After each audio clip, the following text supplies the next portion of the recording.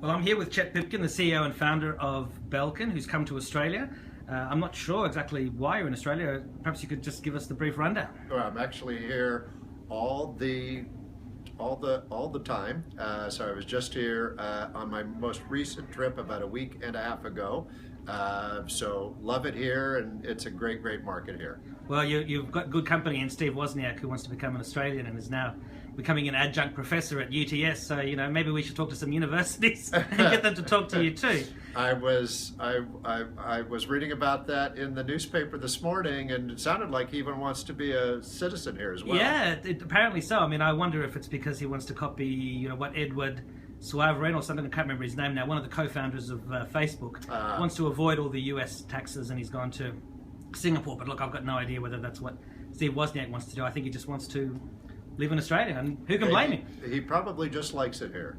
Now, I know one of the, Belkin makes the cases and iPad keyboards and routers, all sorts of things, but one of the hot new topics, of course, is the Internet of Things. And of course, you have the Wemo products, the remote on-off switches and all sorts of gadgets. But what's the future? What's Belkin doing without, giving away all the secrets that you can't quite give away yet? Yeah, that is exactly right. So the one thing that has always been the same for us is unlocking great experiences for people, the kinds of experiences that we want to have as a mom or dad or student or worker, anything and everything we are. So the next big field is specifically around the smart home, connected home, and Internet of Things, and that is Wemo. So Wemo is the easiest way to get active with that. It's the most approachable way to do that. All you need is a router with a Wi-Fi signal in the home, and you can start unlocking these magical experiences. Now, for those who might not know, does Wemo, does it stand for something? Is it short for something? It doesn't really stand for anything. We were looking for a short, sharp, unique name, and we think we have that in Wemo. So what's been the most popular Wemo product so far, and what's something you can tell us that you'd be launching next? Yeah, so the most popular item that we have is the first item that we came to the market with, and that's the Wemo switch. On-off remote so switch. This allows you to plug into any AC outlet, and anything that plugs into the AC outlet, you can turn it on, you can turn it off, you can see if it's on or off.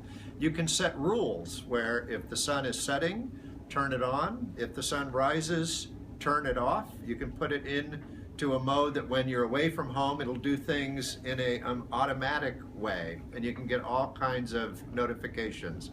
It's got a sister item that is a wall switch for anything that is hardwired. This is the US plugged version, so I apologize for that, but the Aussie version will be out in market in a couple of months, and this is the Insight. So it not only does all the things that the switch did, but it also allows you to see whether or not any energy is being used and how much energy is being used. And this is also coming to the market in just a couple of months. It's the Wemo light bulb, which is enabled through Wemo Link. You can enter the Wemo ecosystem with any one item. So you can come in through the light bulb, you can come in through the switch.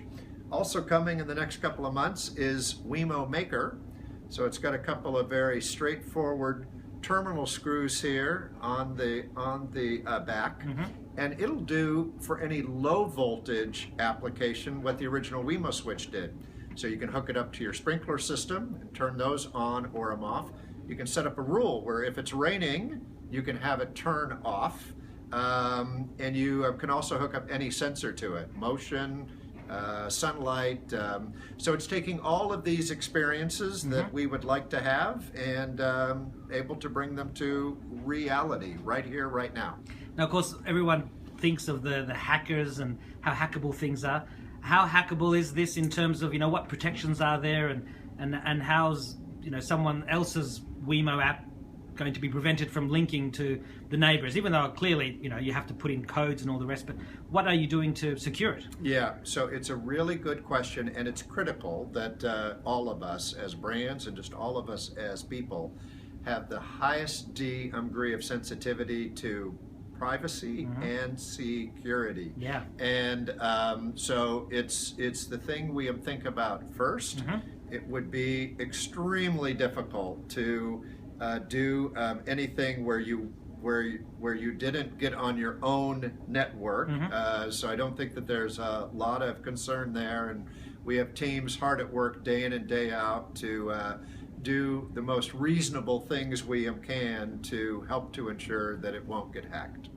So where do you see this whole thing in 5 years? Obviously much more advanced than today, but paint us a little picture.